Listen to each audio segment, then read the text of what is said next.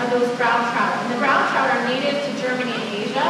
Again, they were moved by people across the Atlantic and added into Lake Superior, mostly because they thought, hey, this might be a good game fish for the lake. Sometimes that can have really poor consequences. There's the brown trout again. But we found that the rainbow trout and the brown trout haven't become invasive. They still share the same food source and some of the same spaces as our native trout, but fortunately we haven't seen them outcompete our native trout here in Lake Superior. So then our two native trout to Lake Superior are the lake trout, which is probably one of the most iconic fish found in the lake, and that is this dark green fish here with those speckles, and lake trout are the only trout that have that forked tail here in Lake Superior. The others have a vertical edge to their tail, so if you look and you see those trout with that forked tail, that's how you can tell that it is that lake trout. And lake trout have been important in human history for hundreds and hundreds of years as a food source in this area. Many of the Native Americans that lived in the North Woods here would travel around to their different food sources, the sugar bush in the spring, summer they would fish, and then hunt during the winter. So lake trout have been important for a long time, and then as the Scandinavians moved to this area, they did a lot of commercial fishing up and down the North Shore. And the other native trout to Lake Superior is one of my very favorite fish, and that is the brook trout. I think the brook trout is just a beautiful fish.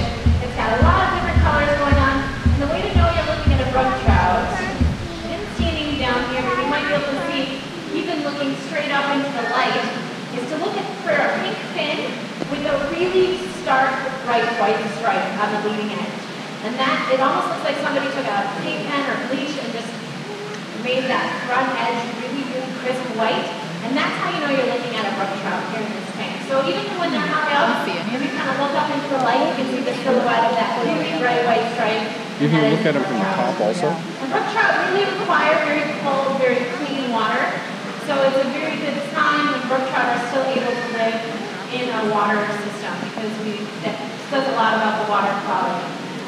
There are a few other fish hanging out, and you'll also see some of these bottom-dwelling fish mobbing the divers. They are actually the ones that are coming to get fed. Again, very nicely coming by when I'm ready to talk about bottom-dwelling fish. So here, down underneath the sturgeon, this brown and yellowish speckled fish is called a burbot or field trout. They go by many names: Lola, Corbin, lobster, lawyer fish, depending on where you're from. So these are bottom-dwelling fish. That long ribbon-like tail helps it to blend in to the aquatic plants at the bottom. And as you walked in the aquarium today, you walked under a giant field trout sculpture. And I'm sorry if it breaks your heart to know that this is more life-size than those giant field trout in the lobby. But they usually hang out down here underneath the log. They'll come out eat, and they like to mob the divers. Unfortunately, sometimes they can be a bit aggressive and try and fight any exposed skin on the diver's face. That looks like I see some movement up in the top, so keep your eyes on the top. Flippers or feet getting ready to come down. Somebody's in it. The other bottom-dwelling fish that the divers would be targeting to eat is the sturgeon. And sturgeon have flat bellies. Their mouths are located underneath their heads. And they have these four whiskers called barbels that dangle down in the front of their face. And this is a great strategy to make sure if you live in a really big, really cold lake where there's not as much food to go around, that you never miss a meal. So these barbels are covered in taste buds, which means these sturgeon basically have four tongues hanging out of the water. They're trolling around looking for something to eat. And if they taste something that might be a good snack, their mouth comes out like a powerful vacuum and they slurp it up. So, fortunately for the divers, even though they look a little bit like their very distant cousins, the sharks, they don't have teeth. The lake sturgeon have no teeth. Rather, they have crushing plates that help them to grind up their food. They'd be eating things on the bottom. They'd be eating fish, mullets, crayfish, things like that on the bottom of the water.